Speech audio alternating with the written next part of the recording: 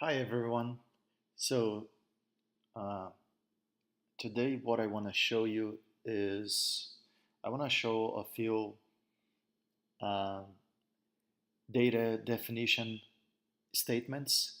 So we can divide or classify as you will our statements or statement commands in two different types: data definition language or DDL, and data manipulation language, DML. Well, basically, data definition language, data definition language, or DDL are the statements or the keywords that you use to define your structure. So you don't use those statements. You don't use data definition language to insert values into the tables or store new values, add new values, or delete or change values that you have in your tables. That's not what it's for. So the data definition language is basically the statements that you use to create tables, um, create the database, define the attributes that will compose each table, the attribute types, and this sort of stuff. So basically, it is used to uh, define your structure. And the data manipulation language is used to, it's the other one, where you use statements to um, insert values or add values into your tables, delete values, perform search or queries, um, and also modify values from your tables. Okay, so in a more simplistic way or given examples, we could associate the data definition language with the create table statement, for example, or drop table, okay? Whereas the data manipulation language we could remember of insert into, um, update, select whatever from, okay, and also delete. Okay, so here we're using statements to treat the values that we have or the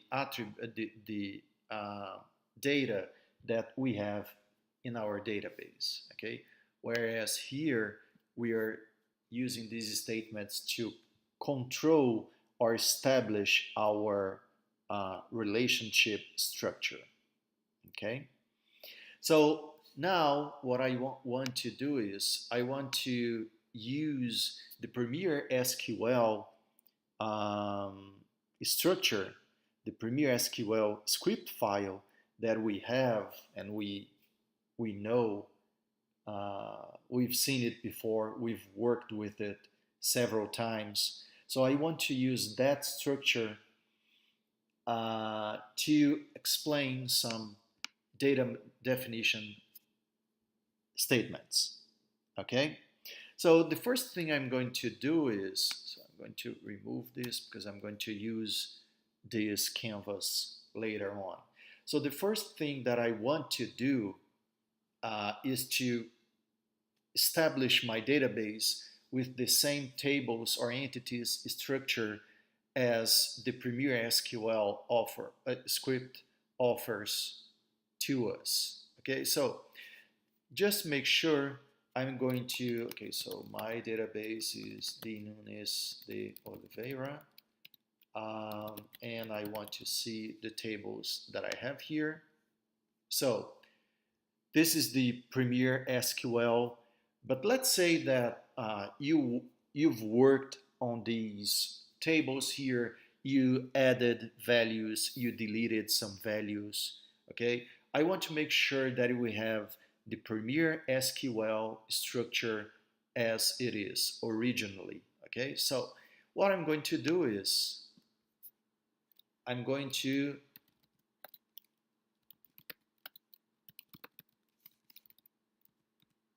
use the first data definition statement or keyword that I want to show you, which is a very simplistic one, drop table. Okay, so drop table basically what it does is it deletes a table, but the delete statement is used to delete entries or values from tables, not the tables themselves or not a table itself. Okay, if I want to delete a table itself, I have to use drop, not delete, table and the table name. Okay, so I'm going to run this statement. Okay, and here I may see, okay, drop table sales rep success. Okay, if we take a look here on our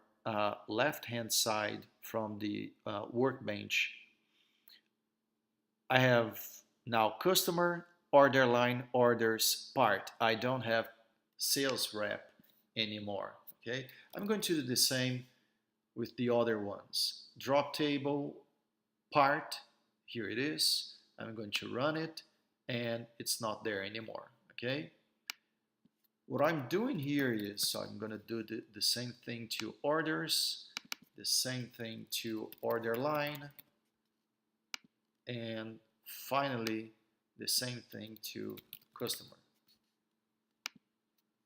Okay, so well, apparently my database exists, but there are no tables there. I want to make sure that's how it is. So what I'm going to do is show tables. Okay, I want to see the tables. Okay, no tables. So my database, basically my database is empty. And the reason I'm doing this again is I want to come here, load my Premier SQL script file and have this original structure that we've worked on since the beginning of the semester. Okay, so this is the Premier SQL script file. You already know this script very well. I'm just going to run it. Okay, and okay, I have here several statements that were successfully executed. Okay, I'm going to come here on the left hand side below my database name, and I'm going to refresh all tables. Well, now I can see the tables there. I'm going to go here to this other script, show tables, and the tables are there. Just make sure I want to see, well, because, okay, let me go back a bit. One of the things that we have in our Premier structure is we add some values to each table. Okay, so I do know that the script file adds some values to table customer, it adds some values to sales rep, it adds some values to or entries to part, and it adds some rows to orders as well. Okay, oh, and also order line. Okay, so meaning if loading the Premier SQL structure was successful, if I search for entries all entries from my table, let's say customer, I should see, there you go. I have all those rows, all those entries, those records. Okay? Okay, so here what we have is our Premier SQL structure, well defined and loaded. Okay? But now what I want to do is I'm going to go here to the MySQL model. I'm going to go to database and I'm going to, I'm sorry, not forward, but reverse engineer. And the reason is I want to show you uh, the structure that I have in my database. So what I'm doing when I'm importing or when I'm reverse engineering is I'm importing the structure that I have from from my database. Okay, so I'm going to reverse engineer. Here are the definitions, connection definitions to my database. Okay. Okay, so it says that the retrieving information from my database was successful. Now it asks, it tells me, okay, so D. Nunes de Oliveira is the database that you have in that server. Do you want to import that structure to the same database? Yes.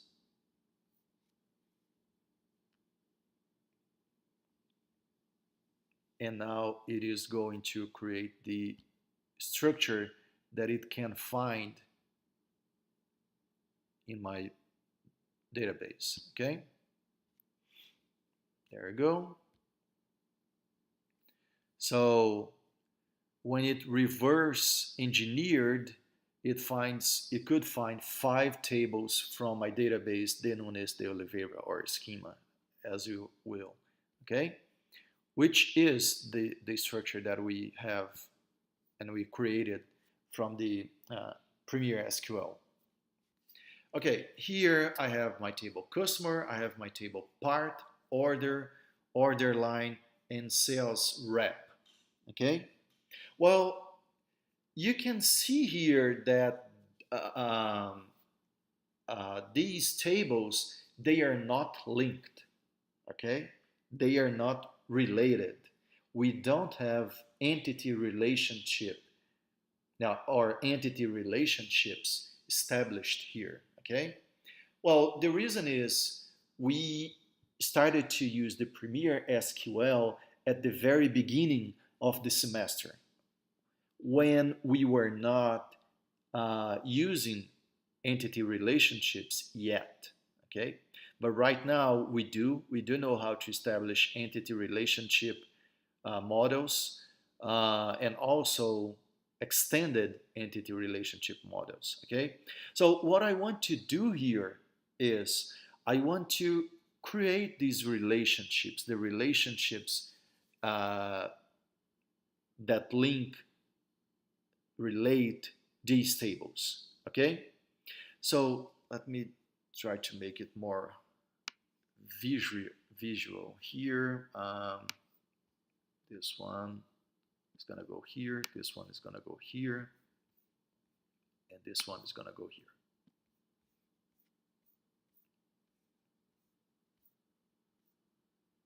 Okay, so first off, when we see this kind of structure, we should remember that we use foreign keys and primary keys pairs to establish the relationship or the relationships, correct? So meaning that, for example, if I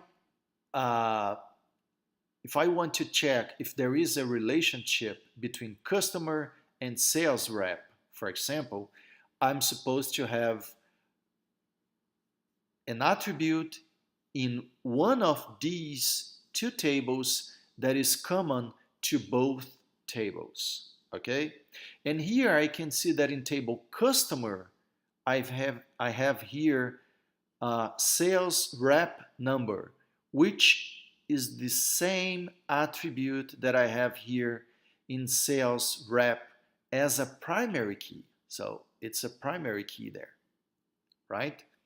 So most likely when the Premier SQL structure was designed, it was designed to use the sales rep number from customer as a foreign key that links it to sales rep table, connecting to through the sales rep number as a primary key here. Okay? And well, we do know how to establish that link. But first, there are some things that I have to check here. First, let's start by the sales rep table. Okay. Well, I see here that sales rep number is defined as a character attribute type. Okay, so the attribute is character, it's char. Well, that's, as we've already mentioned several times before, that's not what I want. So what I want is, if possible, whenever it is possible, you're supposed to use a primary key attribute as a numeric attribute type. Okay, so I'm going to change this to int integer. Okay, it's a primary key, therefore it cannot be null. I'm supposed to define it as unsigned, and preferably I define it as auto increment. Okay, I can close this one. Now I'm gonna go to customer. Same thing here, customer number. I must change it to integer, primary key not null, unsigned, auto increment. Okay, but look, where is it? Sales rep number is gonna be, we're gonna use it as a foreign key to link this table to the sales rep table. Okay, so since I defined sales rep number in the sales rep table, I define this attribute here in the other table as integer. I have to do the same here, integer. Okay. Okay, so here in table customer, it's not going to be a primary key. Okay, but it cannot be null, and the reason is a customer must have a sales rep.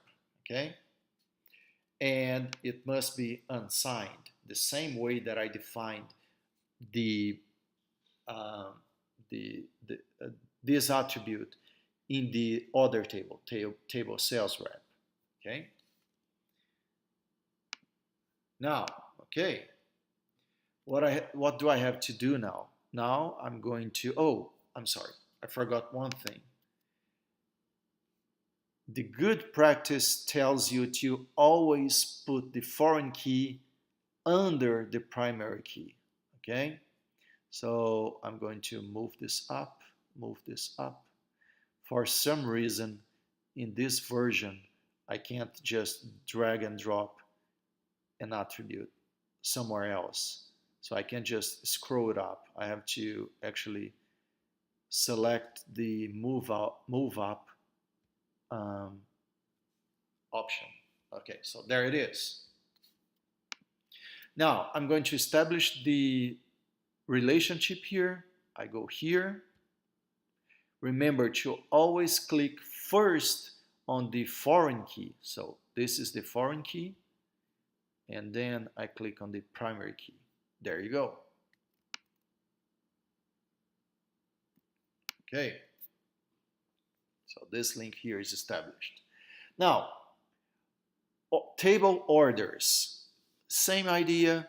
Okay, I have here on table orders, I have a customer number, which is an attribute that exists in my customer table, and it's the primary key in my customer table.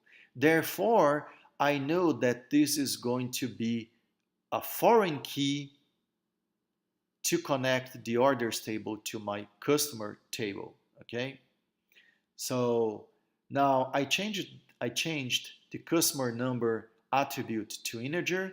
I have to do the same here. So I'm gonna double click uh, customer number. It's integer. It's not a primary key, but it cannot be null. And it's, oh, I'm sorry, not in auto increment, but unsigned. There. Another thing that I have to fix here is, going back to the table, order number. Once again, primary key, if you can define it as numeric, you should. Therefore, integer, primary key, not null, unsigned, auto increment. Okay, now I have to establish the relationship between order and customer. I'm going to use this icon here, this tool here. Always first click on the foreign key, here it is, and then the primary key. There you go.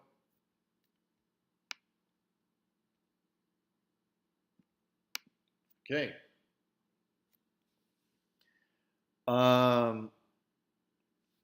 Another important thing is a customer may have many orders or none, right? So I'm gonna double click here,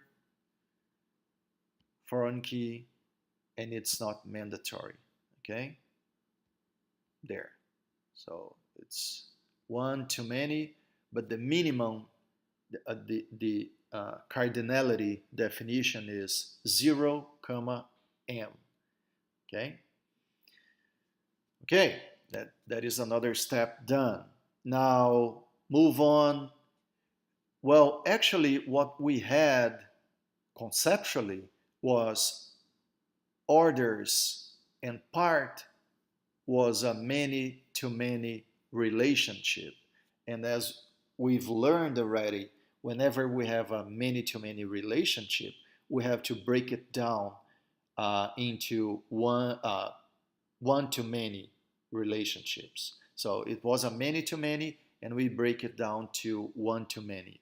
So I must establish a one-to-many here between orders and order line, and one-to-many between part and order line. Okay? And whenever I do this, I define the uh, attributes from the intermediate table as primary keys. Okay? So here I have table orders, order number is the primary key, and I also have order number here. Here in part, I have part number, and I have part number here in order line as well. Okay? But the first thing that I have to do is, once again, whenever you have a primary key attribute, if you can, define it as integer. So that's what I'm going to do here. Table part. Part number, I'm not supposed to use it as char. It's integer. Primary key not null, unsigned, auto increment. I'm going to do the same here. So integer for both attributes. Order number links to is going to be a foreign key to table orders, and part number is going to be the connection, the link to table part. Okay. Also unsigned. Okay. And there. Now I'm going to use this tool here remember to always click here first on the foreign key. So order number is linked to this one. Part number is linked to this one.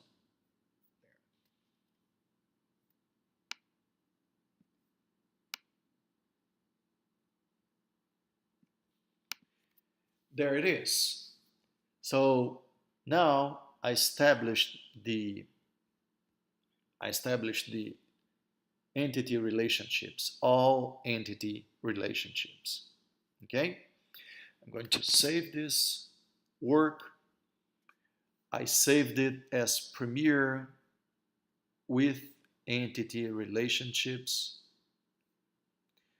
And now I am going to database forward engineer, because now I want to push this structure here.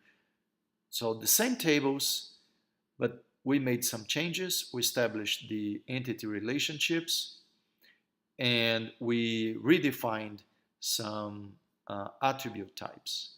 I want to push this new structure into my database. So I'm going to forward engineer.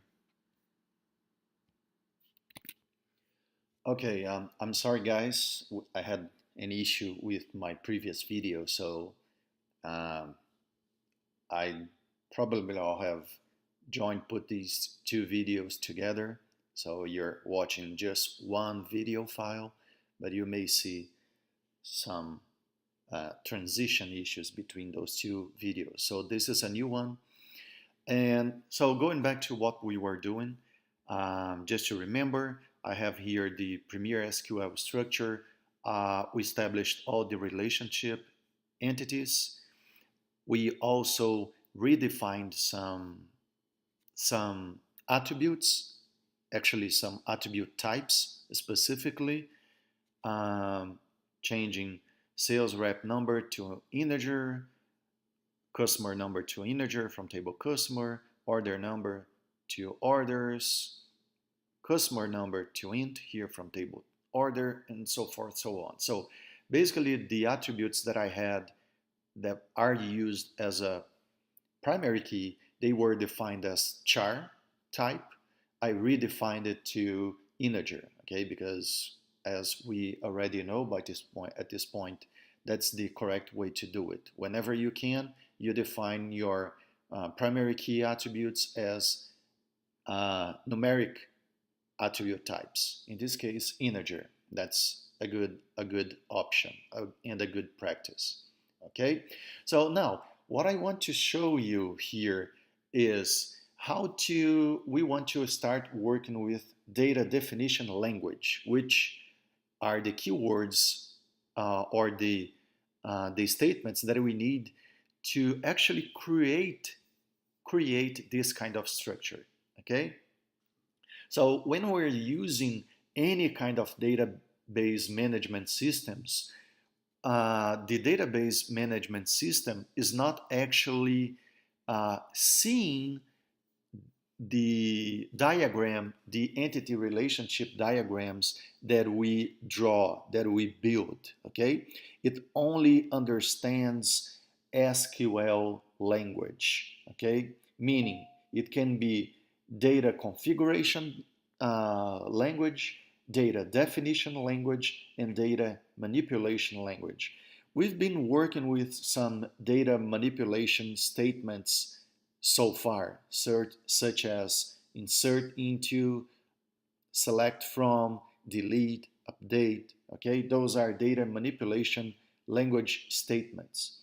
But the idea here today is show how to create a structure like this, define tables using the data definition language. Okay, so once I have the structure, you already know that if I want to generate a SQL script containing the statements that are required to design and establish this structure here, I have to go to database, forward engineer,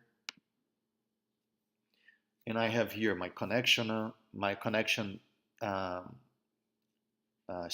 settings. I continue. Make sure that you have these 4 check boxes checked. Generate insert statements for tables, drop objects before each create object, generate drop schema, include model attached scripts. Okay, I'll continue. It's the default, export MySQL table objects, that's okay, so I move forward. And this is what I want to show you guys, okay? This is what we have to work on today. So first of all, from the first line here, line 1, to line, well, let's say line 18, oh no, I'm sorry, from line 1 to line 17, you do not need to worry about those statements so far, okay? Those are configuration statements, data configuration language. It's not definition, okay? Basically what I have here, I have a set of set statements, okay? And they define how my database is going to be accessed and controlled by my management system. Now, moving to what is important to us. Data definition language. The first that we're going to see, the first statement we're going to see is the create statement, okay? Well, the first one is used for a schema, not for a table, but it has the same idea, okay? If I want to create a database or schema, if you will, you use the create statement, the create keyword. You tell the management system what you're going to create. It can be a schema, it can be a table, okay? You can, just as you can use in any programming language where you can use some conditional statements, you can do the same, just the same here, okay? So SQL management systems are managed, are interacted with based on, well, we can say a programming language, okay? The relational SQL programming language, okay? So the same way we can use conditional if in, let's say, Java or C or any Python, any language you want to take as an example, you can also define conditional statements, create conditional statements here, okay? So what I'm doing here is I want to create a schema, a database, if it does not exist. If the database or schema de Nunes de Oliveira does not exist, I want to create it, okay? And then you already know the use statement where you define what database or what schema you're going to use, in which schema you're going to create your tables, okay? Now, regarding tables, first thing that I want to do here is make sure that I don't have a table with the same name of the table that I am going to create. If I do, I have to delete it, okay? So first, drop, whenever we are trying to remove a table, we do not use delete, okay? Delete is a statement used to remove rows from a table, entries from a table, records from a table, okay? If I want to delete a table, I use drop. So I'm going to drop table, in case it exists, sales rep. Now here we can see that de Nunes de Oliveira, which is our schema or database, is mentioned. Well, that is not actually necessary here in our case, because up here in line 19, I already define which schema I am working on. Okay, so I'm using the Nunes de Oliveira. Therefore, I could very easily do this. Okay, drop table if exists, sales rep. If that table exists, it will be deleted. Okay, I'll just go back to what I had here. So this is optional.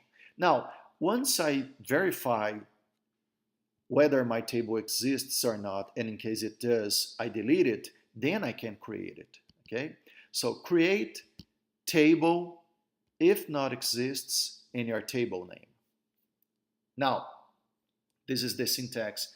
Everything here is the syntax to create a table. So you say create table if exists and your table name, parentheses, and then you're going to define your attributes, okay?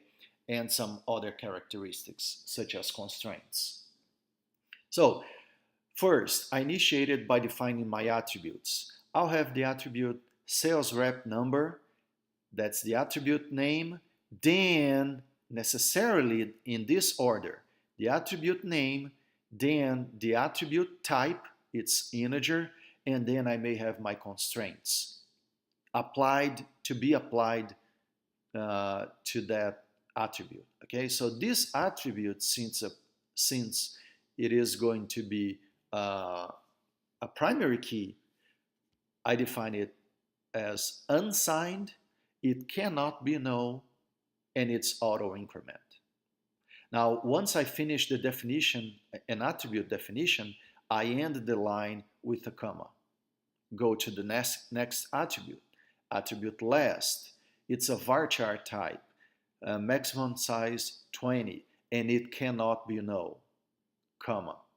Go to the next attribute, so forth, so on. Okay?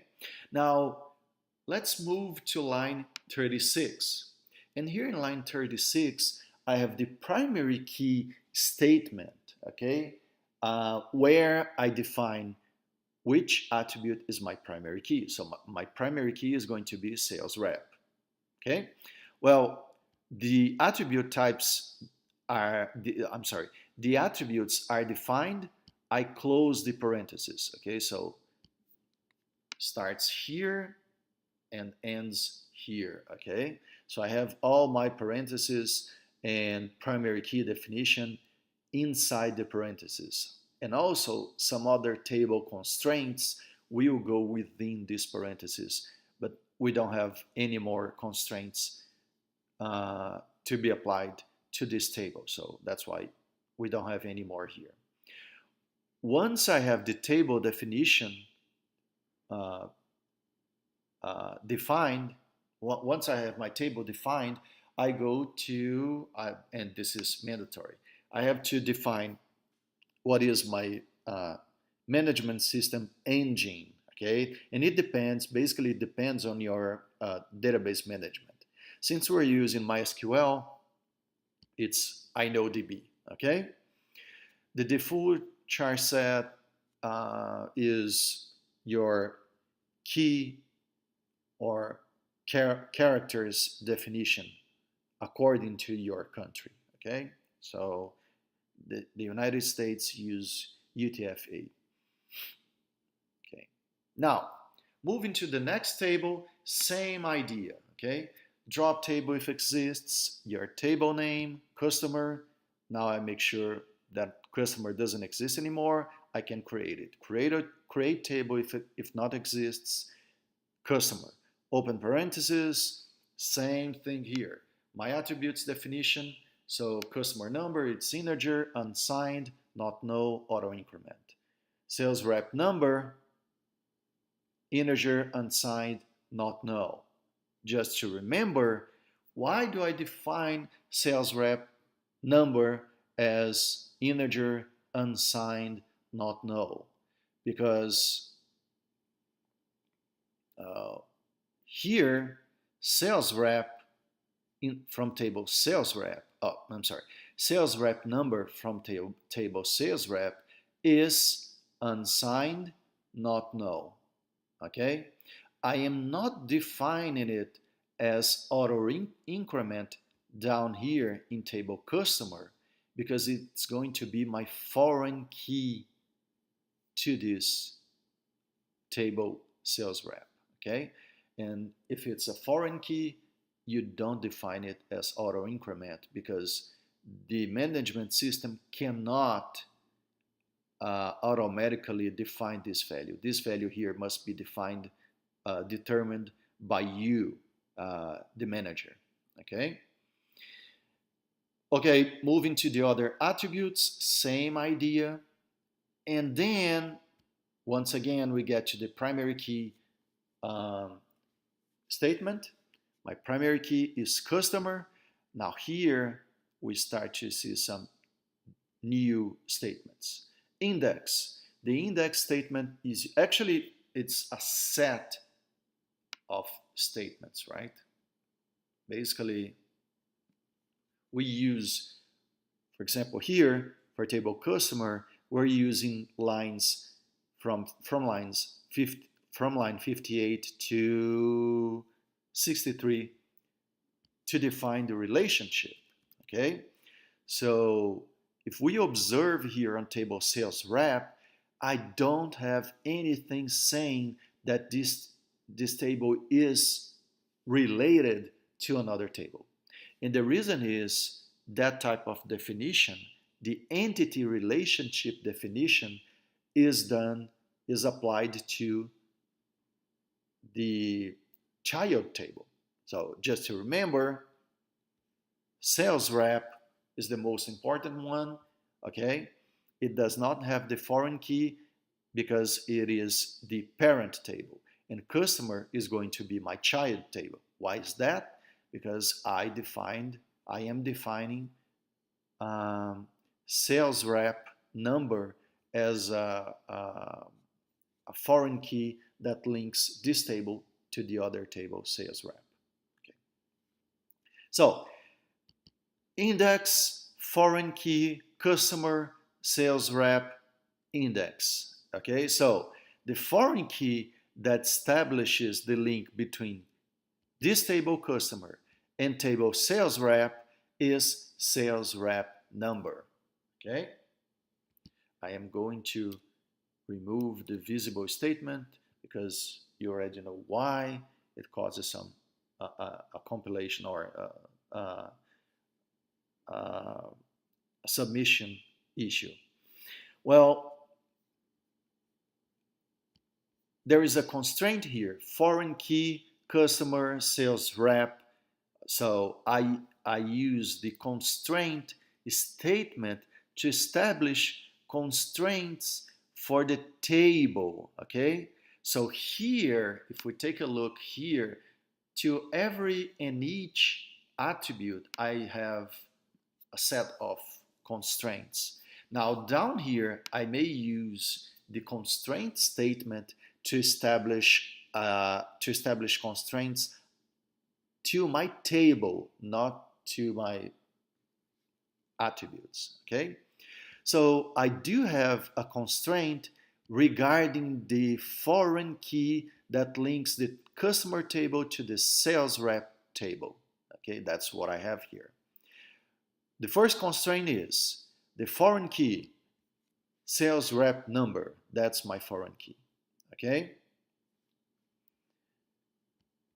And it uses the sales rep, the sales rep number attribute as a foreign key in this table connecting, in table customer connecting to table sales rep. Okay, so basically what I'm saying here is, so my foreign key is, so here I'm defining table customer, okay?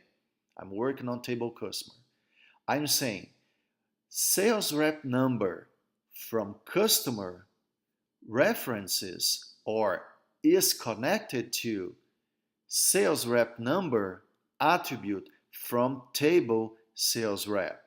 Okay, so this is basically these two lines are used to say how the entity relationship between these two tables, customer and sales rep, is defined. I may also use the onDelete statement. And I have some different substatements for onDelete. Okay? onDelete, no action.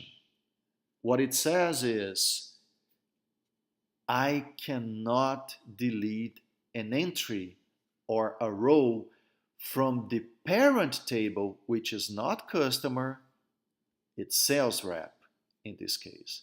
I cannot delete an entry from sales rep if that entry is associated with another entry from table customer. Okay, because remember, table customer is the child table. Table sales rep is the parent table. So if I try to delete an entry from sales rep, the parent table, okay, that is linked to an entry from customer table, which is the child table, that child would become orphan because I would have a value here, an attribute here, sales rep number, that cannot be null, and it would be null because it would be linked to an entry that from sales rep that does not exist. So what I'm saying here is onDelete an entry from the parent table, check if that parent entry is related to an entry from this table here. If it is, management system does not perform any action, doesn't let the user delete or the manager delete that entry. Okay, you block it. I could use, for example, cascade. Okay, onDelete cascade. In this case, then I would be allowed to do so, but it would reflect into this entry here. So deleting an entry from my parent table would reflect here, would delete the entry here. The same thing for update. In this case, I cannot allow an entry from the parent table sales rep to be updated unless I firstly update the entry, the correlated entry from the customer table. Okay. Well, so here you have okay. So you close the table definition, and then you do the same thing. You define the engine in the char set. Okay. Now, same thing goes to the other tables. Just to finish, I want to go down here to table order line. As you may remember, let me move this down a bit. And okay, there you go.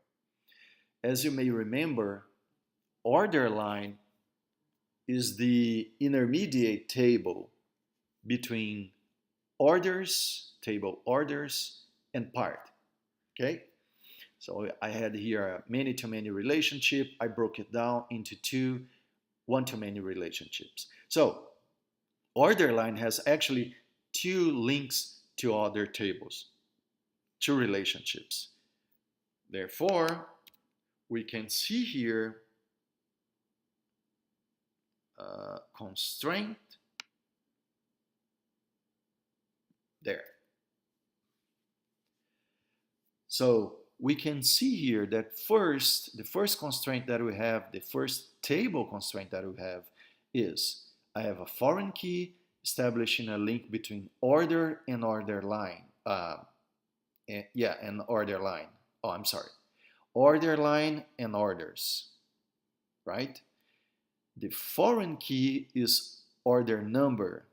From which table? The table that I'm defining, order line. From order number, so order number from order line is a foreign key that references order number from orders. Then the same thing down here.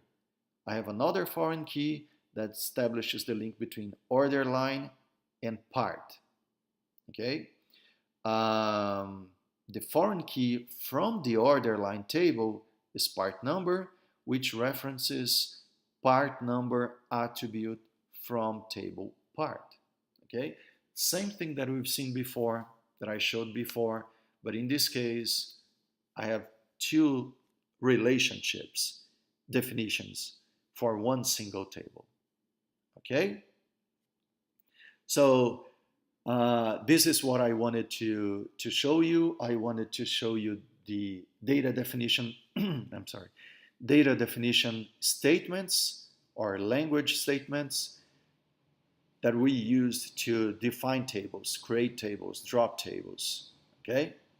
Well, that's all that we have for today. Thank you very much.